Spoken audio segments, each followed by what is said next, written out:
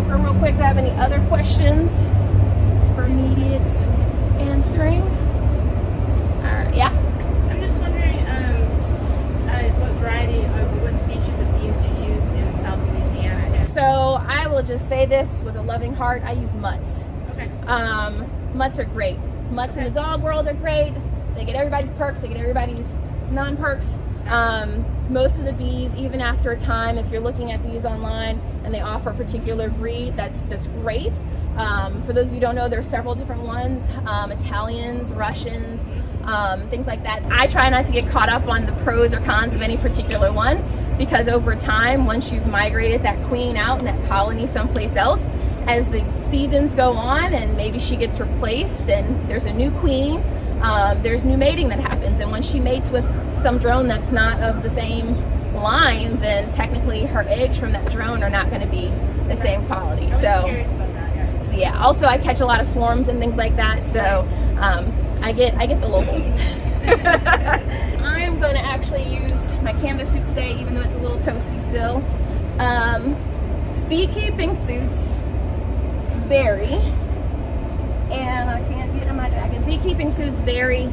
You'll see jackets, you'll see jackets and pants, you'll see full suits. I almost wore my full suit today, but I decided I wanted to wear my t-shirt. You'll see ones that look like this that I will admit I thought were not very protective. This is a ventilated suit, so if you're ever gardening, and this just applies even for non-beekeepers, bee suits are quite useful in the garden for a number of reasons. If you're tending to something that's got maybe like spikes or really rough edges, I have pampas grass at my house, like the big huge things you see on the interstate. Let me tell you, that is security grass. And these bee suits are designed, even these ventilated ones, to protect you against things like stings. But there's other bugs obviously out in your garden, and not all of them are friendly. So I actually think buying an inexpensive beekeeping suit is quite a great investment if you do yard work. Even mowing the grass and stuff, sometimes it just keeps the elements off of you, and kind of keeps you protected from stuff flying at you in a lot of ways. So How much do those run? it depends on where you get them from. There's a website called Glory Bee that I really like. They have some reasonably priced ones, but there's an assortment of, like I said, all-in-ones versus jackets. The jackets are the cheapest. You can get a jacket probably for 30, 40 bucks. You can get some suits for probably as cheap as like 60 bucks.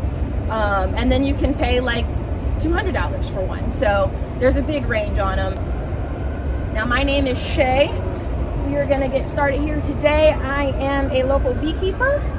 I have been keeping bees for about 7 years now.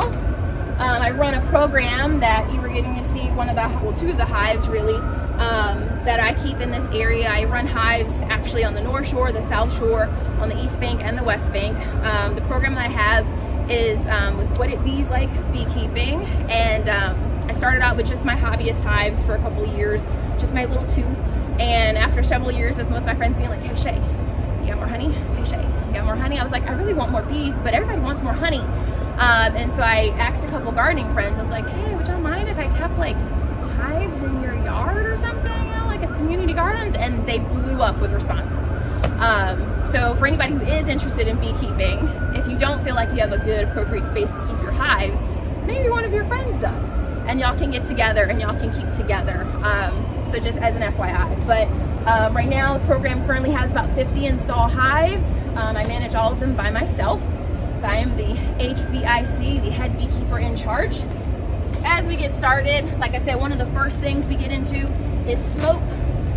And one of the first things that we get into also is inspecting hives when it comes to beekeeping. That's one of the big things. The smoker enables you to mask some of the alarm signals that are in the hive whenever you are working them. They also help to drive the bees in to make them want to actually consume some honey. So it's kind of like go hurry up and feast before the fire comes to get us, right? Save the food, eat the food. So there's a couple different things that go on when you're using a smoker. But a smoker is a beekeeper's best friend in a lot of ways. And your top items when you're talking about beekeeping, your main things that you're gonna want if you're gonna play with hives is you're gonna want a hive tool, a smoker, and at least a veil. What we're gonna do is just start off by smoking these girls. Put some in the entrances. These boxes here, I know I had some questions about equipment. These boxes here are our basic setup for the program that I run, but it's a very common setup across the country.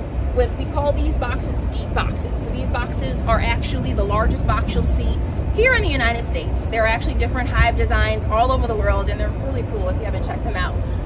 Some that look like cabinets that you open up from the back and all kinds of things. But this particular structure is what we call a double deep. So we've got 2 of these deeper boxes, and some people run single deeps, some people run double deeps. Up north, you always see pictures of double deeps because of the winter. They need the extra space to store the extra food for their bees. Some people talk about what climate you need for bees and things like that. People are like, well, can you keep them in the snow? Yes, you can. You can do this. I've seen pictures of it. It's amazing. So one of the things that we have is the double deeps here, just to make sure that they have more than enough food. If they get to double deeps in a year, then I know if that's packed out, that when it comes to winter and a lot of our food sources kind of dry up for them, that they're good to go. They're going to have all the food that they need. A couple other things. We have other boxes on this hive right now. These other boxes on top are what we call our supers, or our honey supers, or our medium boxes.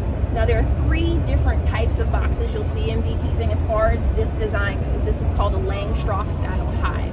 Langstroth just is the name of the guy who came up with this design. It's perhaps the biggest invention in beekeeping as far as equipment and things go for quite some time, until perhaps the flow hive. But this is a huge deal because this gave beekeeping a means to be able to remove frames of comb and actually examine them and be able to manipulate the bees in order to keep them growing season after season and staying nice and healthy. But the big thing is these different boxes all function the same way. But when we talk about bees and what they're doing throughout the whole year, bees basically start here in these boxes and they lay and they draw out beeswax over and over and over again into these frames. And then what they do is the beeswax is like their one for all purpose type of storage. They store baby bees in there, they store honey in there, pollen, bee bread, which is kind of like a mixture of those edible ingredients that they feed the baby bees. They store everything in their beeswax. So the beeswax is not simply honeycomb, it's every comb. It's what they use for everything that they do. Now, I hear thunder, so we're gonna get a move on this. Now, once your bees have been smoked, they will kind of get the signal to go ahead and dive in. And we can go ahead and get started on opening the hive up. Now, these hives are strapped up right now because of hurricane season, as you all well know. Not a lot of fun for us keepers. We're always stressed out about it, but usually you'll have weights on a hive. We'll actually get ready to pull these honey supers off, and that will also shorten the height of the hive so it's a little bit better for the wind. But usually we strap them up and we weight them down. Now, that being said, honey weighs a lot. So when we talk about if you're planning on getting into beekeeping, the biggest thing that you actually want to plan for is what you're prepared to lift. I know it sounds kind of random, but it's also the exact reason why we have these different size boxes. The last of the boxes, which you will not see on any of my hives, but that exists and are great, are called shallows. And they're even shorter than these boxes. So these here are about yay big. Shallows are even a little bit more short. And the reason being is people use them for honey storage, because once we get past these 2 boxes, all of this is really just going to be honey.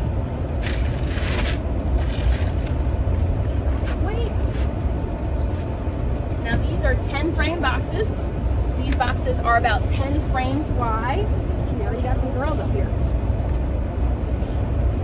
All right. Now, 10 frames is the standard if you're shopping for beekeeping equipment. 8 frames, I will tell you right now, is so much lighter. It's amazing. The big thing is lifting these.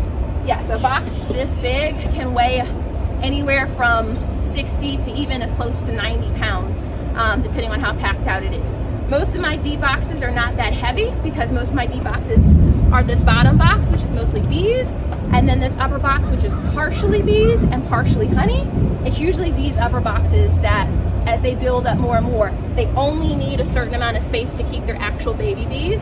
And after that, they're just stocking up on surplus of food and supplies. So,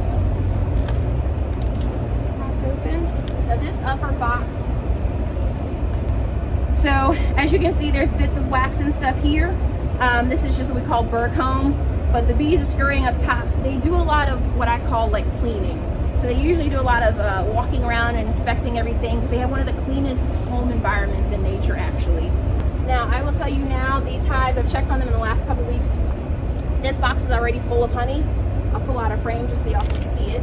But this box is already packed out of honey. We're at the end of our nectar flow right now, so there's not a whole lot in the way of what they're going to be bringing in. But they will bring in anything and everything that they can find all year long, if they can. Now, next pop quiz question. Who can tell me what temperature it needs to be for bees to fly?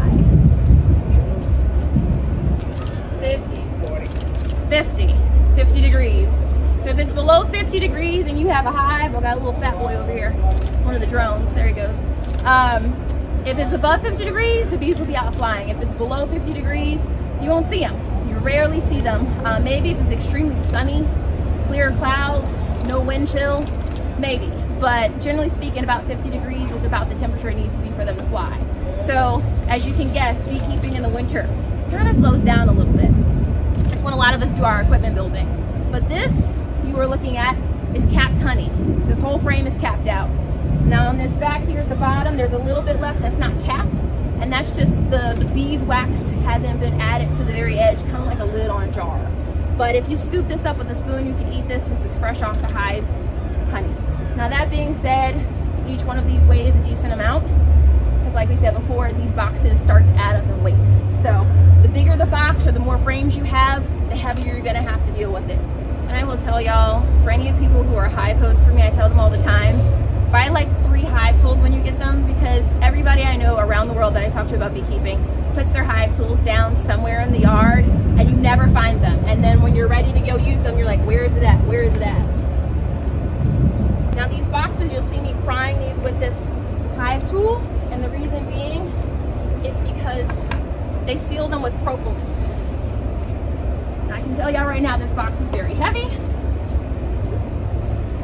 Yes. So right now we are in what we call the hive body.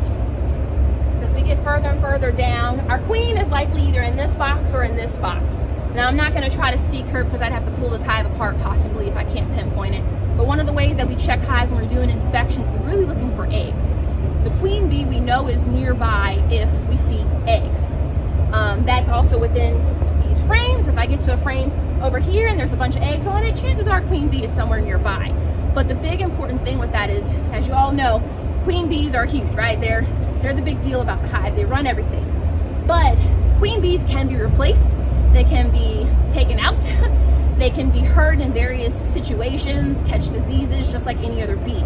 So when we're keeping, one of the big things that you're checking for when you're inspecting hives is you're checking to see if you have either a queen bee or if you see eggs. Because if you see eggs, that means she's been there within the last 48, 24 hours or so. So you know that the queen was recently present. And that's huge when you're talking about making sure that all your hives are healthy, because you want to make sure that you have a queen bee running year-round. So that's the big thing that we check for. So switch to the next one. These hive tools have an assortment of doodads on some of them. This one is the really fancy one. I don't actually use this one as much because it's hard to get back in my pockets. But you'll see several different ones on the internet. They all have their pros and cons, but as long as you have something, you'll be able to get some work done. A lot of honey up here. So let's switch back out. Get a little bit of smoke. There's my smoke.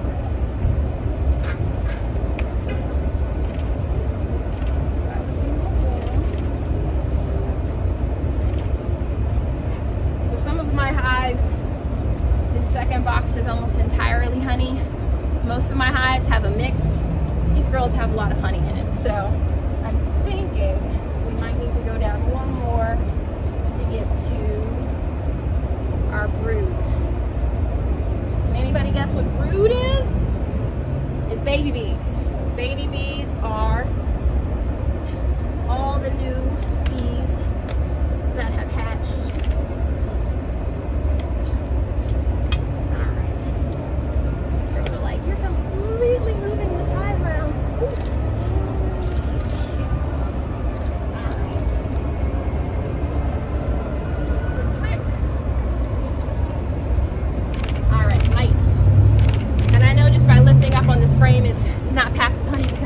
a fraction of the weight.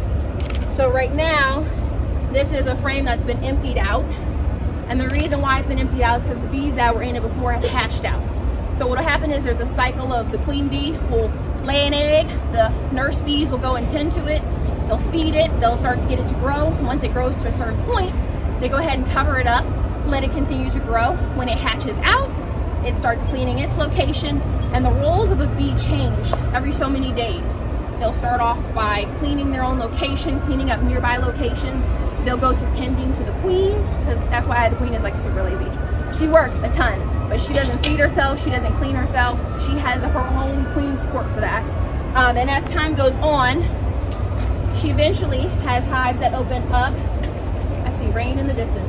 She has hives that that open up their cells because they've hatched out. And when that happens, she's able to go back in and lay the next round of, I'm gonna have to close this hive up, y'all, because we got rain coming in. I can see it. She will have eggs that she lays in the actual empty cells and reuses them over and over again. And that is kind of their recycling system. They don't waste anything, including wax. They don't waste anything, including propolis. If you put beeswax in your yard, they will find it and they will start to use it. Put this off to the side. Now, wax is going to have your honey, your pollen, your baby bees and things like that in there. If you can actually remove that from where it's at, and I use a butter knife that's plastic, to be honest, and cut that out, you can actually put those sections of comb into empty frames, just like the frames that you saw, but that are empty on the inside. And we actually just rubber band it together. I keep in my bag, I always have an assortment of rubber bands, but my favorite are these big binder ones because you can wrap them around the big huge frames and hold the beeswax in place. And the crazy thing about this is that within like a day or two, I rubber band that wax in place, I put it in a hive, I shake all the extra bees on top of all those combs that I've now put in this new box with their new wax and their new frames and things like that, and I close it up and I wait. And within a day or two, they will start to reattach the wax that they had to the frames that they're rubber banded into. And they'll actually chew off the rubber bands, which is kind of impressive to me. But they'll chew the rubber bands off, and so as they fall off, I just pull them out when I do inspections day by day or however I'm checking them. And the impressive thing is they reattach that wax, and they just start all over. They say, this is our house, this is where our baby bees are, this is where our food is, our queen bee is here, and that's the goal, is to get the queen bee there, right? They won't leave her. Now, if the queen bee decides she wants to leave with them, then that's a different story, and there are ways of preventing that. But bottom line is, if you're removing wax and a hive from a location, you're going to put those combs into a new box on new frames. You're going to try to shake those bees into that, and that includes, I've got videos of people using buckets, knocking the bees loose from a tree. I just did it the other day in my front yard at a small swarm cluster. Hopped out of the car in my gym suit and was like, there's a lot of bees out here. And then I realized, I was like, something's up. And there was a little small cluster, baseball size, of bees in my my ornamental pear tree. So I went and got a bucket. There was a queen there. And so whenever you see a swarm, which is how those hives get started in different areas, whenever you see a swarm, there's a queen bee in there. And she left along with a cluster of her bees. And her bees are now a new colony. And so some people kind of think of this as like a negative thing, like, oh, my bee swarmed. And I will admit, as a beekeeper, you're like, because you feel like you're losing bees. So usually there's a lot of bee posts if you follow beekeeping pages where people are like, I got the swarm, I got them back, because then they got to keep their bees. But swarming is actually a sign of a healthy hive. It's the natural way that bees divide and multiply rather than divide and fall. So they kind of a little bit more like, a little bit more resilient when it comes to dividing up. But what they do, and I'll run through a quick calendar of the year, what they do is during swarm season, that's what's happening. They are revving up the hive, they're packing it out with honey and nectar and pollen and things like that. And they're trying to get everything situated, and eventually they realize that they've got enough resources that they can split up and they can raise a new queen and they can make more bees, and that's their instinctive nature, is to do that. So when you see bees swarming, as scary as it looks, it's actually a sign of a healthy hive. So it should be looked at as like a thing of beauty, if you will. Also, when bees swarm, some final notes on that, that's actually when they're the most gentle. The reason being is that the bees will all go and feast on honey and nectar and pollen and things before they leave, so they have a nice big full stomach full of food before they get to this new place that may not have anything immediately, right? And they consume a bunch of nectar so that they can start to excrete the wax through their abdomen, which beeswax actually comes from bees, kind of like your earwax, but if it came in sheets from like your hips. And they use that to build the new hive. Now, before they have any of that structure, they're just bees. They don't have any babies to protect, any food to defend, because it's all in their bellies. They have no reason to attack you. So the big reason why if a bee stung you in a swarm, it would be like if I did this and there's a bee here and she's starting to get squished, she's going to try to sting me to protect herself, but that's about it. She has no other reason to sting me. She's not going to come after me or anything like that. So when you see some of those videos of people scooping up handfuls of bees that have swarmed somewhere, it's one of the reasons why they can do it. I would also say, it's just a disclaimer for the beekeeping community, because there's a lot of discrepancy on some of the bee videos out there. A lot of times when you see people keeping bees, these people have either been keeping bees for a time where they understand the temperament of the hive, or they've previously checked on that before they reported. I can't argue that every bee colony is 100% docile. Honestly, I would argue these bees here are some of my favorite bees that I've had. I have a post on them on the spring equinox, and I was talking about how they were the nicest hive for me that day because all my other bees were cranky that morning, and I was furious. It was chilly and it was cold, and I got out here and these girls were in the sunlight at about noon, and they were so nice. I could have been in my swimsuit tending to this hive that day, and they wouldn't have done me a thing. I didn't know that until I actually got into the hive. But bottom line being, bees are by nature gentle and docile.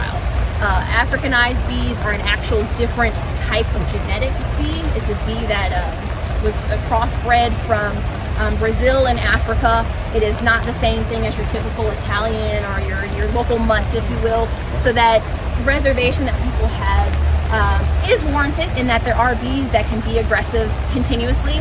But typically when you're talking about your standard European bees, those bees are by nature really gentle.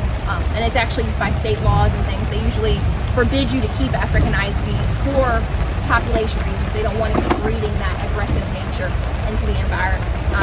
That being said, the more aggressive the bee, usually the better honey harvester they are. So a couple quick things about seasons with beekeeping. About August onward, getting into that fall is when a lot of the apiaries and across the country really will start to make plans for taking orders for nukes. Nuke stands for nucleus, just like you hear about a nucleus family, same thing with beekeeping. A nucleus, or a nuke as we call it, is typically about 5 frames of bees. It comes in a small box. It includes a queen bee, her worker bees, sometimes a few drones, which are the guys, and we'll get into them later. But it's a miniature hive, and it's a hive that's large enough that it's established enough that it can survive on its own. So they sell nukes. You might have beekeeping friends that sell nukes. You may have full large-scale commercial apiaries that will sell them.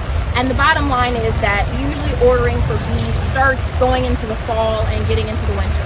Now, when do you get your bees if you order them? Probably not till like late March or April, which is really frustrating because if you order something in like November and you have to wait till April to get it, I know we're all from the Amazon generation at this point, so patience. You can order bees online. You can have them shipped. There are some rules and regulations with regard to who will ship what where. The best thing that I would tell you if you're looking for bees is to get local bees. Get bees that are acclimated to this climate, that are used to this, the plants that we have that are just, they're bred here. They're raised here. They're from here. So there is no transition for them. Not to say that you would have a ton of problems if you brought in bees from, across state lines, but just local bees. The other big thing that I say on that note is make it less stressful on your bees. Don't have them shipping where you're going to get more dead bees when they arrive. You're going to have more stressed out bees when you go to open them. Look for local apiaries and stuff like that. If you're on social media, there's tons of different bee clubs and bee groups online, New Orleans Beekeepers. I even have a group on Nextdoor if you're on Nextdoor. There's tons of bee people y'all can talk to, and tons of people that, as their hives get bigger, they divide them out, they sell the nukes.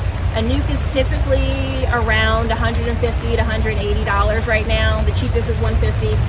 The most expensive I've seen is $180 this past season. So that's kind of budget-wise what you're looking at for the bees. Or talk to a couple bees, I don't want to say exterminators, but pest removal people, And sometimes they can get you bees for free if they have a lot of extras.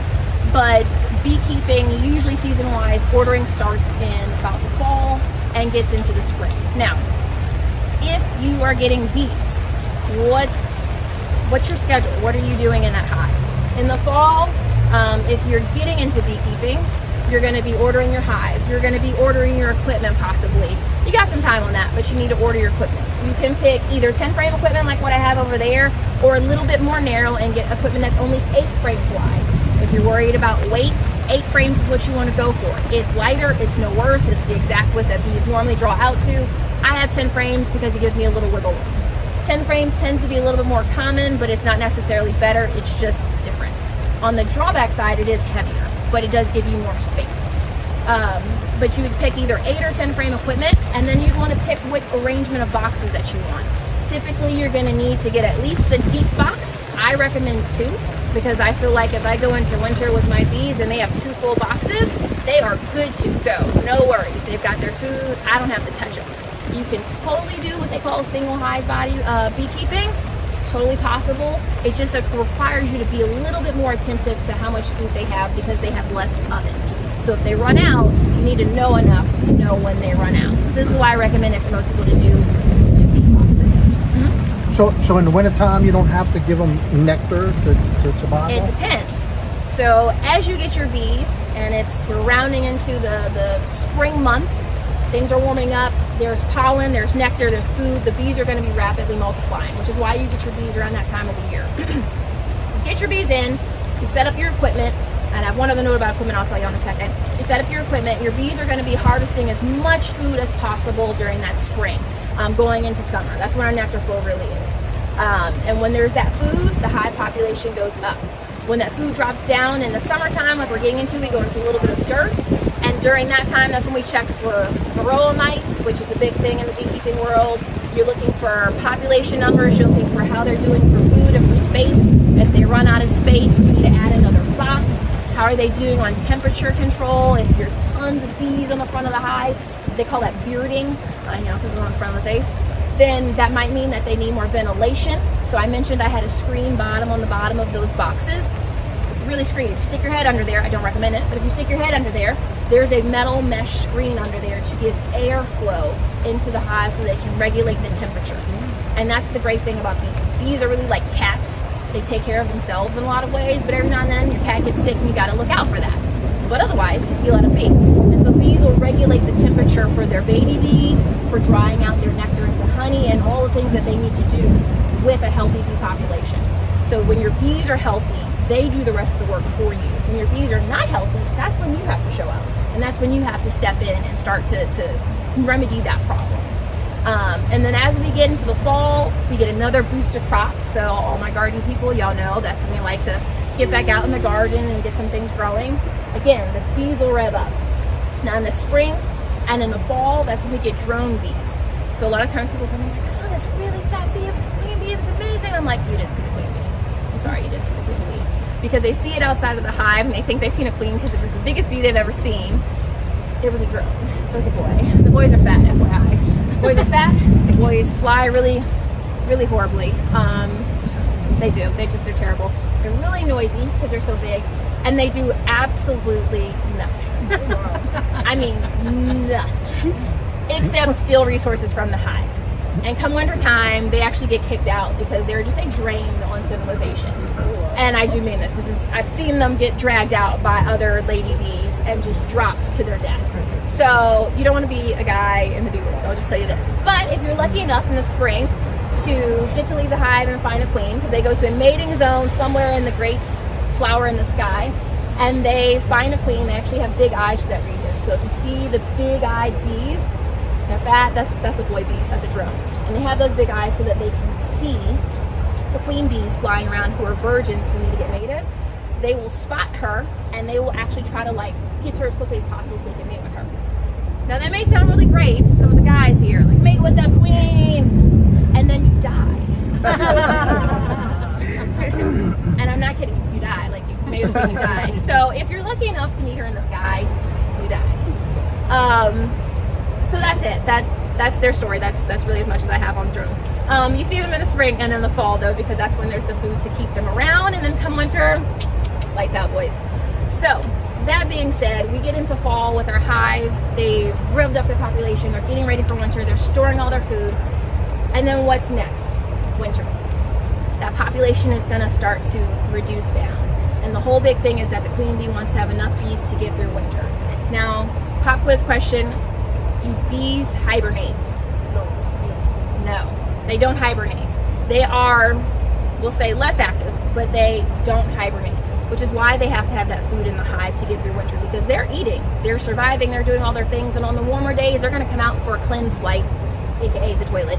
I've been peed on before by a bee. It's quite interesting. It's yellow. If you want to see it, there's some in my car right now. But they go out for their cleansing flights, and that's about it. They hang in the hive and try to make sure that any baby bees that still remain get warm, they stay healthy and fed, and they tend to their needs just like they normally do, but they do most of it in the hive. They're not foraging as much. So fast forward, we get through winter. You don't see bees a lot. I have to tell my hive hosts, like, if you don't see them, that doesn't mean they're dead. I actually will go up to a hive sometimes and put my ear right up against it. They're not gonna fly out. And I will listen for a hum, because you can still hear them in there. And it's them keeping the temperature. And they actually have certain bees that are designated as heat bees that are meant to stand on top of the remaining brood, the baby bees, to keep them warm. Because they, like I said, they regulate their temperature. They're their own working AC system and heater, really. And so we get past winter. Now your hive is ready to go. We're in spring. They've overwintered, which is what we call it when they get through winter. They have overwintered. Your queen is ready to go, and the first of the pollen starts coming in. And let me tell you, when Queenie gets some pollen, she puts out. So she gets fed tons of pollen. She starts popping out baby bees. We're talking for a robust, top-notch hive, 2,000 eggs a day. Whoa. A day. Which is actually the equivalent of 2 sides of one of those deep frames that you saw. There's about 1,000 cells on each side of those frames. Which at one point I was like, nah, but it is. Don't try to count it. Does a queen bee live? She lives approximately 3 to 5 years is like the max ranges, if you will. Some beekeepers will actually remove her after a year, because what happens is when she does that mate in the sky, she actually mates with about 20 different dudes. So it's kind of like a, an interesting thing that's going on in the sky if you really think about it. So don't look up, R-rated. But she mates with about 20 different drones, and then she comes back. They all die, as we said before, and she will use that sperm that she gets from those different drones to create genetic variation in her hive. And what happens is, at that point on, she will never mate with another drone ever again. So every day that she lays an egg, and the more eggs that she lays, the quicker her egg production will decrease. And after a certain point, the bees will say, she's not putting out that many eggs. And it could be for a number of reasons, not just because she's running low, but depending on how well she does, when she starts to deteriorate past a certain point, they'll replace her. So this is what I was talking about, checking for the queen periodically, because if your queen is underperforming for whatever the bees decide, while she is the queen bee, they operate in like this circle network. Where as important as the queen bee is, she doesn't completely run things. She's just the final link in the circle. So the bees will say, we don't like her performance, remove the queen, replace her. And so what they'll do is they'll start raising queens. And this typically happens in the spring, especially because they have the resources to do it. But they will take an egg and they will feed it a bunch of royal jelly, which is how you make a queen bee. And it's just any worker egg that they have that's nice and young, a day or 2 old. They will feed it royal jelly, and they will raise it as a new queen bee. They usually do this a couple times because they're very good at planning for scenario A, B, C, D, E, F, and G. So a lot of times when you see we call that a supersedure cell, you'll see a queen cell in the middle of the hive. It means they're getting ready to replace their queen. If you see it at the bottom of the frame, that means it's a swarm cell. So the location of queen cells in a hive can indicate what's going on. So if I see a supersedure cell, I know they're getting rid of their queen for some reason. Maybe something happened to her, she got disease, she isn't performing as well, and I leave that be. Now if I see a swarm cell, I'm like, all right, time to divide and multiply. And so I will usually do a split at that point, or at least remove that frame and put it in what I call it's like a mating nuke, and that's basically to allow that queen cell to hatch. I take that virgin queen, I let her go get mated, she comes back, and I have like this little micro-sized hive that I start with, and that's how nukes kind of get started. But we're in the springtime, your queen, let's say, is only a year old, so she's doing great. They decide to not supersede her and not take her out, and so she's a nice, young, robust queen. So at that point, you're looking at the possibility of swarms. And so that's just if they have so much in the way of resources that they feel they should divide. Some hives swarm, some hives don't, just depends. Again, it's not a bad thing, it's actually a really good thing. And it's an easy way to multiply your hives over the years, where if you're thinking about the cost of beekeeping, you don't have to keep buying a hive every year. If your hive is healthy in the spring, you can split them and you can have 2 hives without paying any more money for bees. So there are some different ways of kind of culling your resources when it comes to beekeeping in that regard. But they're gonna stock up as much nectar as possible come that spring, and that's really when you're gonna see the major growth. So your hive has grown, it's gotten through its 2 boxes, it's starting to work on does anybody remember the name of those boxes after the 2? The ones with the honey supers, or mediums or shallows. You'll see mediums and shallows on beekeeping websites, but essentially those are your honey supers. And you add those boxes, they pack them out with honey. Now, is it honey when it initially goes in? No, it's nectar. And bees, when they are transferring nectar, they go to a flower, they suck it in with their proboscis, which is the name of their little pointy thing you see on the front of their face. That's the proboscis. They suck it up into a special stomach. It's not their regular stomach. And they carry it over to the hive. Now, there's enzymes in that stomach that help to break down the sugars in the nectar. And they actually kind of, sounds like bee vomit, but they regurgitate it out and they give it to another bee to go bring it up into the hive and store it. And that bee sucks it into their stomach with their proboscis, and they regurgitate it into the cell, which sounds like bee vomit. And you're like, why have I ever touched honey? But it is not bee vomit. It is just an interesting bag. And those enzymes are crucial for creating the honey. It's what creates the chemical reaction to break down the sugars. Now, honey, interestingly enough, never goes bad. It's the only food that never goes bad. And also, bees themselves are the only insects that produce food for human consumption. There's no other insect that actually produces an actual crop for us in that way, which is one of the things that makes bees so interesting. But when you put those honey supers on and they cap that honey, like I saw those first few frames, that is honey ready to go. When it's dehydrated to the right consistency, they cap it with beeswax and it's officially good for life. Now, for beekeeping purposes in the spring, you know, you probably aren't pulling stuff off in the early parts, but as you get boxes to fill up, you might pull one box, put another one on, or you might pull one box and add another one on top. It's up to you. Those boxes over there, y'all saw the top one was kind of empty, but that one under it had a full thing of frames, just like that one I pulled out. So that box is going to get pulled and it's going to get harvested for honey. And you can cut it right off if it's completely beeswax. Those have a plastic foundation in the middle so that they don't get damaged by any kind of wax moths or other types of pests that can get into a hive and cause damage. But basically, there's 2 main ways that you'd harvest honey. If you're a hobbyist beekeeper, I recommend you just go get a bucket, is going to be the first method, and a sieve. And we call that the crush comb method. You essentially do just that. You just crush it up.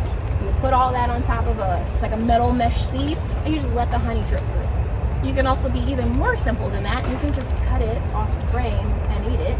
For full details, see my last Instagram video. Other than that, you can do the extraction method, which extractors kind of get into where you're purchasing equipment. You can get some cheaper 2-frame ones for like $100, I think, right now. You wouldn't be investing into anything commercial size though, unless you were a big operation. But usually a couple buckets is all you need to grab some honey off your hive if you're looking at total expenses there. Now, where was I? We were in spring, hives, bees. All right, so your queen, she's gonna be making sure that the hive continues to work and grow. The honey supers, when you extract them, that's going to be the big thing. That's going to be your next round of work, if you will. Not complicated, not hard, doesn't take a ton of time, but it is something else that you will do. Some people will ask, what if I don't want the honey? That's great. When it comes to your winter and things like that, upcoming in those few weeks after that, you want to make sure that they have enough food. However, if you have a mansion, I don't know if anybody lives in a mansion, that'd be cool if you did. I would love for you to tell me though, whether you live in one or not. Is it more expensive and more difficult to heat and cool a big house or a small house? a big house, right? It's more difficult. The smaller your house, the easier it is to keep it climate controlled. That is the same with bees. And mind you, we talked about them doing it on their own. So if you leave extra boxes, they leave those extra boxes on these hives during wintertime, all the heat is going to rise to the top. It's going to make it a lot more difficult for them to keep the hive temperature regulated because they have a lot more space that they have to now, cover and keep. Now, I will take those boxes off actually on their next inspection because those boxes are ready to go. Our nectar flow is dropping, we're getting into dirt, and at this point, they're not going to pack them out with anything anyway. And what I will do is I will probably just put a ventilated inner cover, which is that one little ledge that y'all saw me pull when I lifted off the lid. There was one other lid under there. That's called an inner cover. It's another component. You don't have to have it on a hive, but in this climate, I find it really useful to have at least an inner cover. I'm actually going to be purchasing some screen inner covers to increase the ventilation since our summer is so hot right now. But components of that hive would include that. And so when you take those boxes off, you then create a more efficient space for the bees to work in. Now come fall, they will rev up again and we have a fall nectar flow. It's not as robust as the spring, so it's not going to be quite as much of a growth spurt, but it is something that you might want to go ahead and put another super on. So you add that other super on there and then you get a fall nectar flow. Now the super cool thing is that if you harvest your spring honey and you harvest your fall honey separately, you can look at them and they will look different a lot of times because different crops grow at different times in the year. And LSU actually, I've already damaged it, but it's okay. They actually just this past week put a link out on their ag page for this pollinator honey plant book. It's $10, but I just got it. Y'all are welcome to look through it to see if it's something you want to get. They send it to you within a couple of days, but I have been talking to a lot of my hivers about what's in this book because I really, is one of the things that I'm trying to learn, is to learn more of which plants I see to be able to identify them, to spot them and say, such and such is growing, okay, nectar flow is starting. Or, hey, look, that's in bloom. I know that blooms at the end of the season. We're wrapping up on things. And the reason being is that will let me know how to work in my hives. Now, they actually have a chart even at the beginning of this that says the name of the plant, what it is, if it's a tree or a shrub, what season it's going to have its flow, if it's a nectar plant. It also tells you if it's got a pollen source for the bees. They have these great pictures. It's got all the things. So I will be studying this for the rest of the year. But if you want to look through it, y'all are welcome to. It's a little soggy right now, and I'll probably be ordering a couple more just to have on hand. But it's great actually seeing some of these plants because I'm positive, even if you don't consider yourself a plant person, that you'll be like, oh my gosh, I know what that is. That's mint. I have mint in my yard or something to that effect. But all of that goes into beekeeping. Now, some other topics. Once we get to the end of that year and those bees have finished their fall nectar flow, they're going to wrap things up and they're going to get prepped for winter. And now this winter is their first winter that they've really, they've got everything that they need. They've packed out the boxes. They've gone through their robust spring. They've had their secondary, bumper crop with getting through the fall time and getting those extra bits of nectar. And they're going to go back into their dormant state. And they're going to overwinter and they're going to start it all over again. So as a beekeeper, you're just keeping up with that cycle. You know what to expect. You know what to look for. And then the big thing is you're just looking for the red flags. So when you ask about how much beekeeping do you really need to do, I've had beekeeping years where I would be probably ashamed to admit how little I kept on certain years when I first started. And then on other years, I was in the hive as much as I could be because I wanted to see what they were doing and I wanted to know what that was. So it's going to vary. Usually most keepers their first year or two, they're so busy getting back in the hive, they don't give the bees 2 minutes to actually go do what they need to do. So usually I tell people, wait 2 weeks, go check on them, wait 2 weeks, go check on them, but it's really not a super labor intensive hobby, if you will. I promise you my dog takes way more of my time than my bees do. And she knows it. So can you have them with pets? Totally. My dog has survived a couple of these things on my account, and she's a Chihuahua, so she counts as a quarter dog. So she can take a few stings. Most dogs are pretty good with it. I don't have any problems with my cats. I have chickens. For those of you who are in that livestock kind of worlds. My chickens I actually have because of my bees. If you have chickens, let them go roam in your apiary and see what they do. They will dig up those hive beetles that we talked about, and that's why I got them. We had one of the worst years for rainfall, not this past year, but the year before that, the season before, and it was a nightmare. I had beetles everywhere. I had so many Swiffer pads, I should have been a spokesperson. And so those Swiffer pads, I told, I think, tip 1, I cut up Swiffer pads. This is not my own method, but you'll cut up Swiffer pads into quarters and stick them in the corners in between those boxes, and the bees rip them up, and the beetles get chased into the corners of the hive usually. The beetles get stuck on them. So it's actually kind of like a chemical-free way of pest management. Now when it comes to mites and other pests, there are chemical treatments, there are natural treatments, there's a variety of things. I will not tell you what you should do. That is a personal choice, and there's so much debate amongst people in the bee world on that. If you want to know my preferences, I'm happy to share that, but to each his own. It's kind of like gardening, whether or not you want to use pesticides on your plants or not. There's pros to it, there's cons to it. So it's up to you. I will say this. This is actually a huge thing. I originally, when I was listing out topics to discuss for this, was going to tell y'all about how in Australia, that is the only continent in the world that does not have what they call Varroa destructor, which is one of the top 5 reasons for colony drops in the last several decades. Really since World War II, we've had a major drop in hives worldwide. Now, as of, I think within the last couple of days, they discovered Varroa destructor, or Varroa mites as they're called, in Newcastle on the edge of Australia. And I actually found out, not because I was looking for it, but in the Women in Beekeeping group that I'm in, they were posting some of the alerts on anybody in that area within a 10-kilometer radius. They needed to, I'm gonna put my jacket back on because it's amazing for mosquitoes. Another reason to get a suit. But they are actually posting a radius because in an effort to not have to deal with the same problems that the rest of the world has dealt with Varroa mites, which I will just tell you, this is really my first year of having to deal with them a couple times.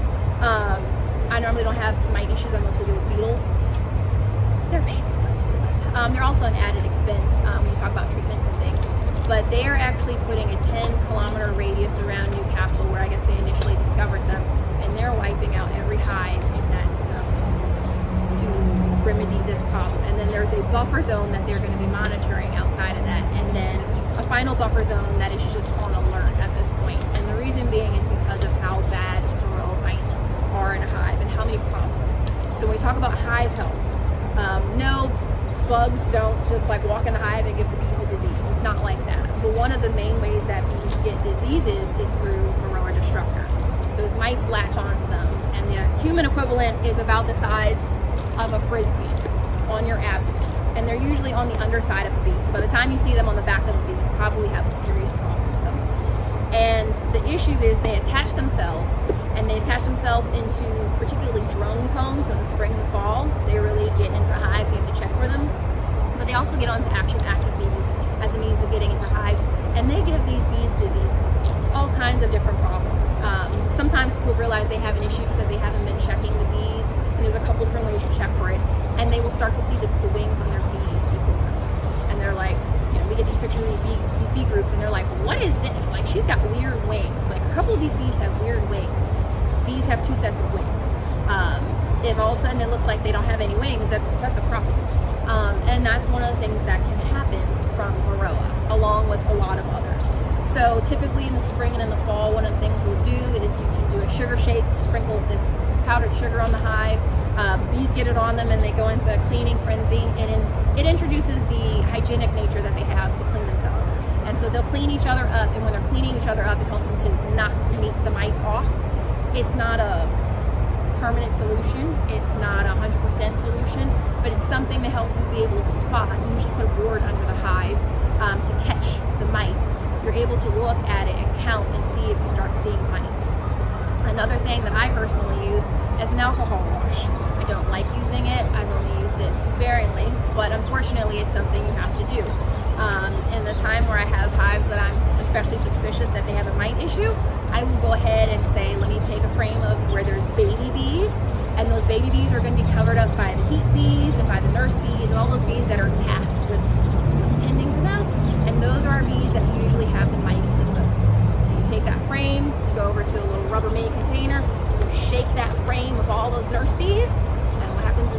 bees fly out and they go back and forth. The nurse bees usually hang tight because they're not used to flying. And those are the bees that I have to check.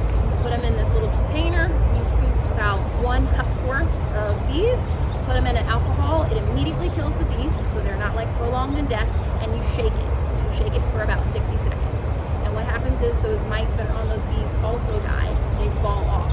Now, they make little containers for this on these sites. You'll see it sometimes. But what happens is that gives you a population sample of not only your hive, but also your mites. Because like I said, if you have mites, they're usually on your nurse bees the most. And so what I can do is I can look into there and I can count how many I see. And there's a number that you follow for that cupful. If you have 3 or 4 of them in there, you might want to treat. If you have more than that, you need to treat. Now, finally speaking, if you don't treat, that is your choice. My only disclaimer I will say with that is if you don't treat your hives, then those bees leave with mites and they go to a tree and they harvest some nectar and they're with other bees. And they don't care which bees those are. They're from other hives, and those mites might get on that bee and then they go back to their hive. And that's how we create mite bombs. Now, again, what you do is your business in the world of beekeeping, but just understand the consequences of mites that transport if you don't treat your hives. So, and there are natural methods. There are methods that are natural that I don't even know if they do anything, but if they help even a little bit, I encourage you to use it. But bottom line is, mites do exist. They are there, and they are no bueno for your hive or anyone else's. So, when we talk about hive health, that's one of the biggest things that is very invisible. And your mite population will go up and your bee population will plummet. And if it doesn't plummet, then you might just start getting bees that are sick. And it doesn't help you or the bees either way. There are non-wooden beehive equipment options out there. You can get wood, you can paint it if you like. You need to use low VOC paint if you do. Latex paint is a popular choice. You notice my hives are not painted. They are not just not painted, they're soaked in an eco stain. It's made out of like whey protein or something. I love it because I hate painting, and you can't tell my friends that because I'm an art design major, but I hate painting hives because I hate having to keep doing it every so often. And it just depends on how well the paint holds up. But you need to coat those boxes to get the longest life out of them. Nobody wants to buy extra boxes if they don't have to. So if you can get a few more years out of them, definitely protect them. But there are eco stains out on the market. For any of these things, by the way, if y'all have questions, I passed out some cards. If you need my card, let me know. Y'all can ask me as many questions as possible. I'm totally here to give y'all all the resources. But I did my hives in, it's Vermont Coatings Natural Stain. They offer like a couple different products, but they have this like stain. It's more expensive than a few other eco stains on the market. I have a dunking tank that I came up with, and I was like, I'm gonna get a 5-gallon bucket of this stuff. I'm gonna pour it in there, and I'm working on a video to post to share with some bee friends, but I actually just rotate my boxes in this huge dunking tank of it. And it saves me so much time. It's like the best thing I've ever come up with in the world of beekeeping. But it's how I coat my hives. So there's actually a resin on that box that you can't really tell, but it keeps those boxes looking the color that they are. And I like dunking over painting it because that bottom box, if you notice, has a little bit more wear on it. When I painted it, I noticed it was a little bit thinner. It's like milk. It's like painting with milk. And you need to get a thick coat on it. I learned that the hard way. But I use that. You can paint your hives. You don't have to paint your hives. You can just replace them every couple of years when the wood starts to decay. But that's an option. If you don't go with wood, there are insulated hives. Apame is the name of a very common, one of the only insulated hives. It's kind of like insulated plastic boxes. It's kind of weird. It kind of freaked me out. They have little latches on them. It's a different setup. They're lighter than wood. The final thing that I saw that I was actually shocked how much I liked, I went to a field day in the spring. If you sign up with the Louisiana Beekeepers Association or follow them, they host field days, kind of like a more elaborate version of this. And they open up hives, they tell you all kinds of beekeeping information. You get to talk to other beekeepers, commercial and hobbyists, new and old. And they bring usually vendors and people who wax dip hives, which is another option for coating your wooden hives. And one of the ladies there who's in the New Orleans beekeeping group on Facebook, Nola Ducote, she actually switched all her boxes over to this polystyrene hive, which kind of looks like styrofoam to me. And I was like, unnatural.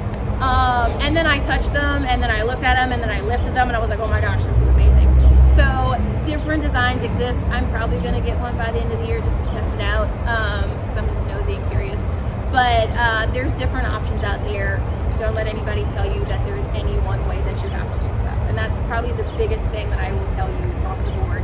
No matter who y'all talk to in beekeeping, no matter how long they've been keeping, each keeper and each hive has its own set of variables. There is not one solution for any scenario in beekeeping that is an absolute. I will tell you that off the top. That is the only absolute that is true. Some people treat, some people don't. Some people do 2 bodies for their hive deeps. Some people do 1. Some people do all mediums. I've even heard of a lady who was going to do all shallows, and I was like, bless her heart. That is horrible. I didn't want to have to deal with that many frames. But everybody does stuff differently, and can they get success with that? Absolutely. To each his own. So you honestly, when you're looking at getting into beekeeping, there's going to be a number of options, from equipment to tools to how you treat your hives, how often you check them. You've got to figure out what works for you and how you keep in your environment with your particular hives. One hive may be one way and one hive may be a completely different way. And I've seen that happen where I have one hive that's thriving and one hive that's not, and they're next door to each other. These girls are what and what with each other, but I have a situation right now that's like that over closer to my house, and it happens. So don't get discouraged, don't get overwhelmed. I'm dumping everything on y'all today, but just know that there's just a whole world of things in the bee side of things. Some final other things that hives do provide. I don't know if anybody's ever heard of propolis, but it's the reason why I had to use a hive tool to crack open those boxes. Propolis is essentially like sap that's scraped up from leaves, from trees and plants in the area. It has antiseptic qualities. It's kind of amazing. You can actually buy it as a supplement.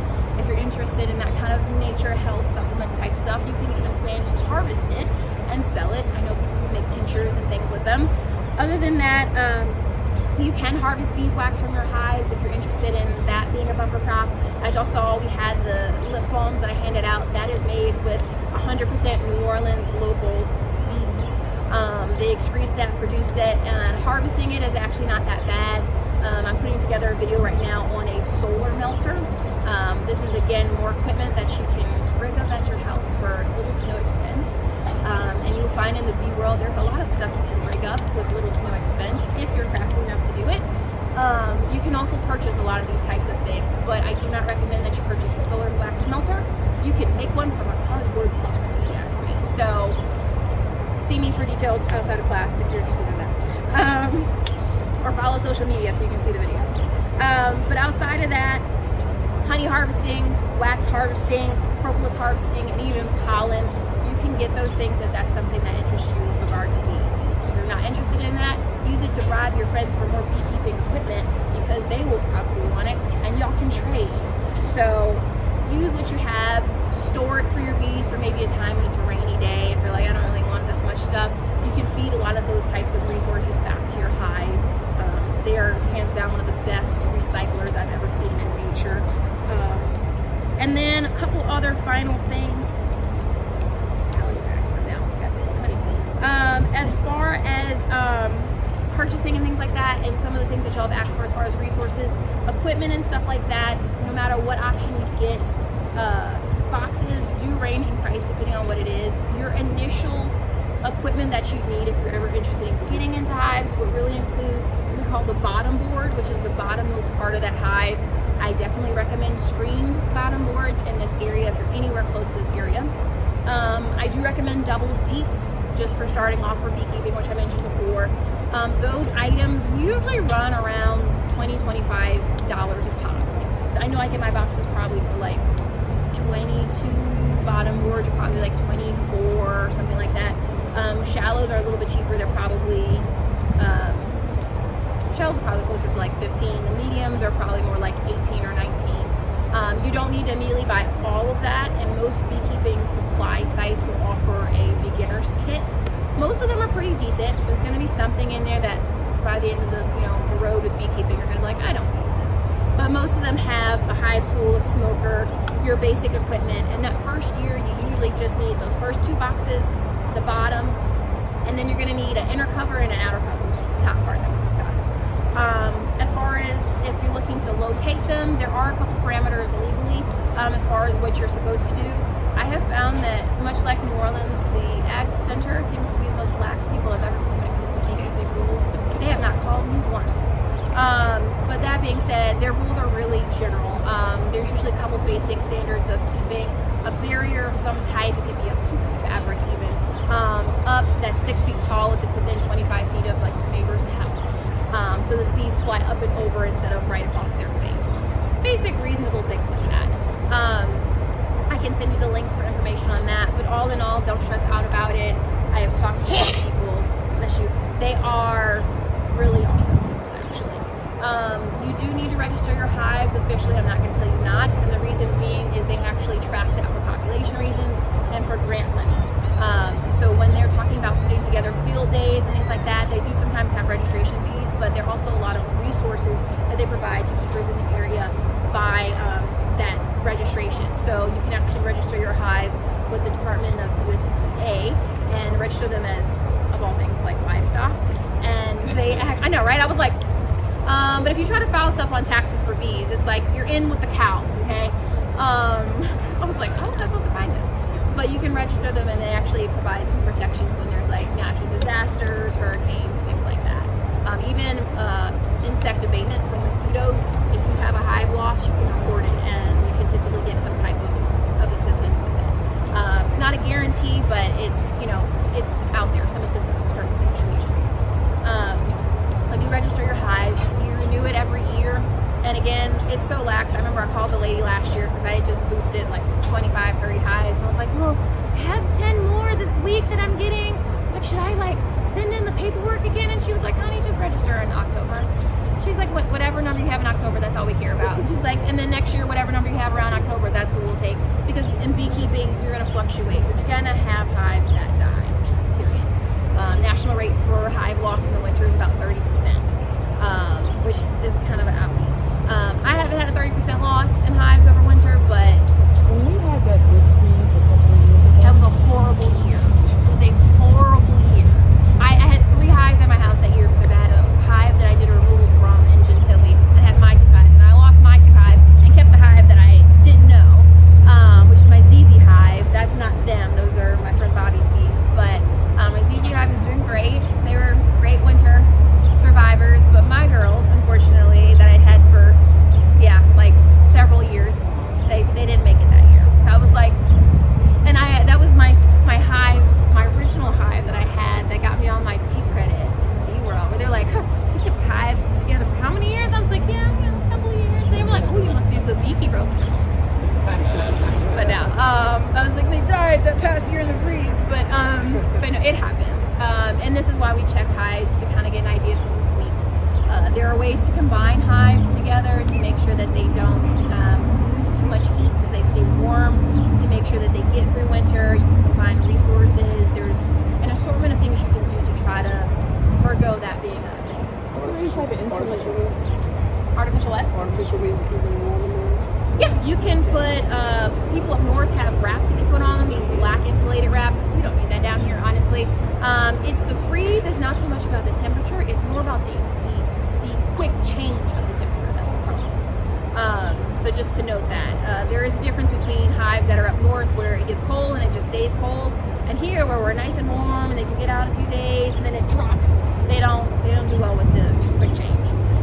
So it's not so much of an insulation issue as it is just they can't deal with that much of a radical environmental change.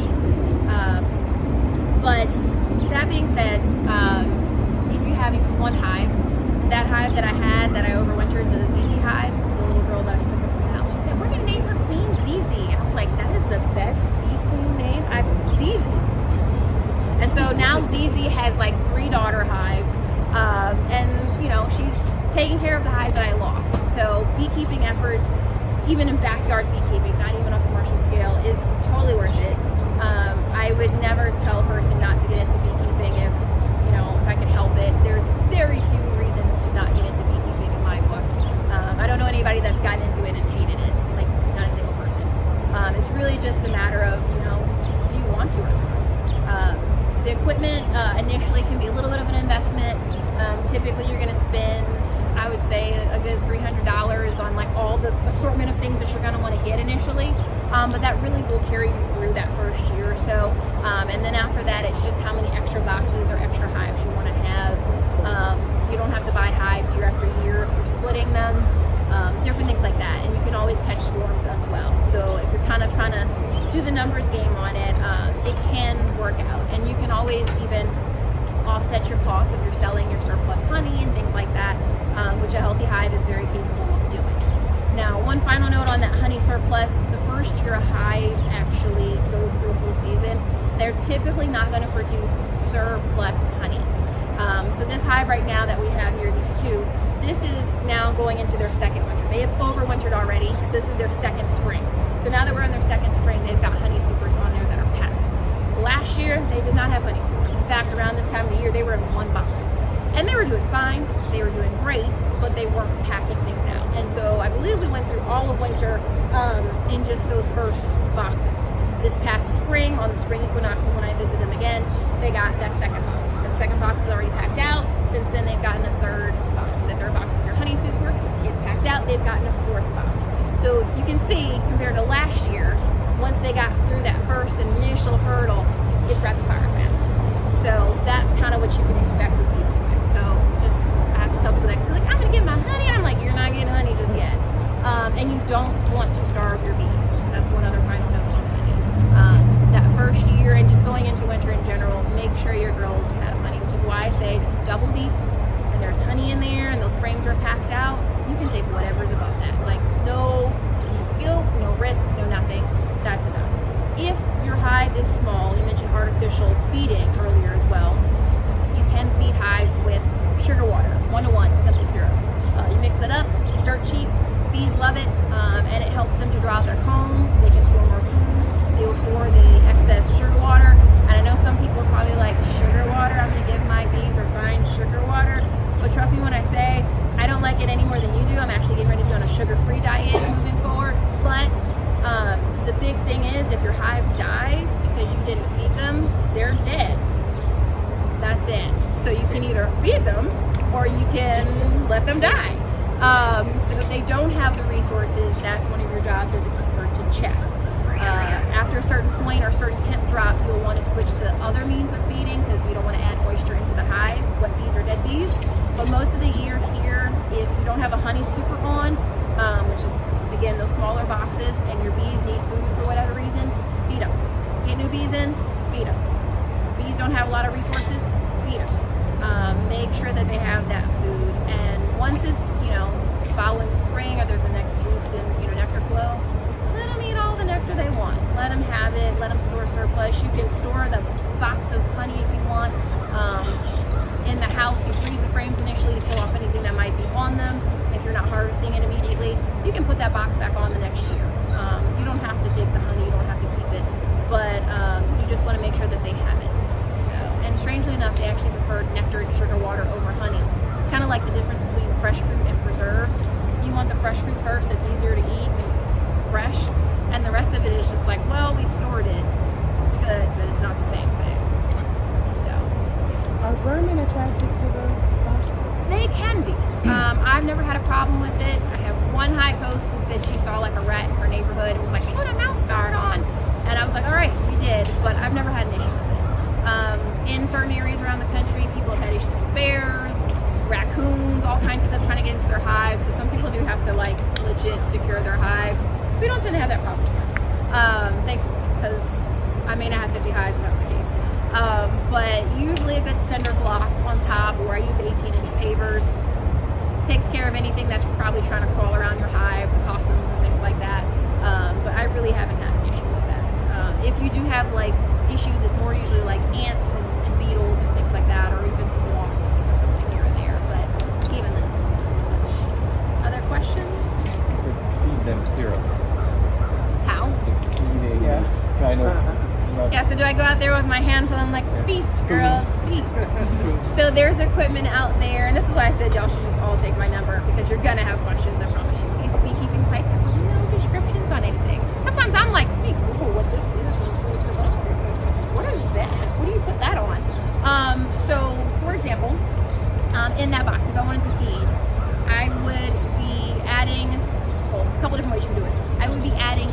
a jar that has a lid on it with tiny little holes that I put upside down. You will see that same type of setup in like a bucket. People have these 1 gallon or 2 gallon buckets that they put on top of the hive. And it's got little tiny holes so they can go with that proboscis vocabulary word. They can stick that up in there and suck the sugar water. You can also get like, let's say you have, I've done it with a bucket too, but they have like chicken waterers. If anybody's seen those, it's kind of like a elaborate dog water. But they have waterers and other types of devices and contraptions that will basically allow the sugar water to be out so that the bees don't drown in it, and they can go up to it and they can suck out some sugar water and they can fly back to the hive. So we call that free feeding when it's outside the hive. When it's inside the hive, it's just feeding inside the hive. Now, I've heard a lot of people talk over the years about not free feeding hives because it increases the chance of rotting, or you attract all these other pollinators and other bees that may want to attack your bees. So I don't free feed a lot. I only free feed in my own yard. I've had minimal issues with it, but I actually, for my host hives, I have what they call frame feeders, and it looks like a giant black frame, I guess you would say, but it's solid on both sides. And what it actually has is it's kind of like a container that sits in those boxes just like a frame would, and they make them in different widths, and you fill it up with sugar water, and then they make these like ladders that are like little mesh tunnels that go into it, and the bees can crawl down the mesh tunnel, they can suck up some nectar, and then they crawl back out and they go back into the rest of the hive. The benefit of it is that they don't drown because they're on the mesh, and some of these methods are more prone to drowning bees than others. And they're in the hive, so other bees and things would have to cross the gates into the hive where they have to get past some of the guard bees. So it's better protected and less a chance of them having robbers come in because they'd have to really go in the hive. So there's an assortment of things, jars, things like that. They make inner covers, that top cover that's right on the inside with circular holes for those types of jars. And what you do is you just add an extra deep box on top to kind of close that in. Put the lid on top of that, and they'll just walk up to the top of the hive, suck the nectar out, go back down, use it to make some beeswax, they excrete that out, pack it, and then go get some more and fill it up with sugar water. So there's like 20 different ways you can feed your hive. And you can feed them with pollen patties, sugar water, there's a couple different things that you can supplement for your bees, depending on what they need. So, other questions? I have a question on neighbor etiquette. So when you put a hive in your yard, your backyard, you tell your neighbors, right? I would recommend that you at least know them well enough to know if they'd be into that kind of thing.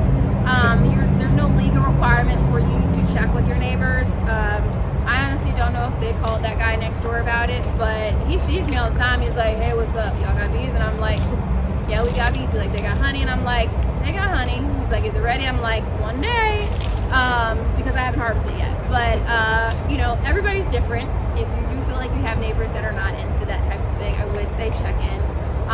Legally, they cannot make you get rid of the bees if you're following all the protocols, which is why you should follow the protocols in case a new neighbor moves in and they're not so nice. So water sources, barriers, there's a couple different basics that you should have for your hive to make sure that they're not a nuisance to your neighbors. And most of the laws that exist really are for your neighbors more than they are for you. I do advise that you follow them as best as possible because they really will help you in the long run. It's not to be a pain in the butt, it's really to make sure that the bees and your neighbors and the whole situation works out. But yeah, you may want to check with your neighbors if you think they may not be so keen.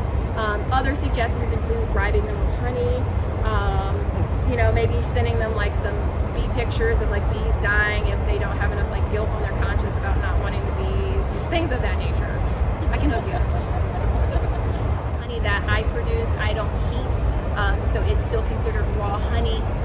It's only filtered enough to actually just separate the wax. It's not used with any super small micron filters. So if you're familiar with paint filters, you can use those for certain things.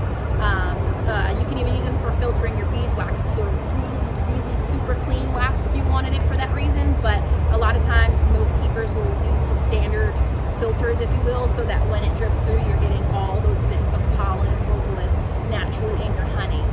A lot of people like to use that for allergy reasons. I've heard a lot of people talk about that as being really beneficial for them.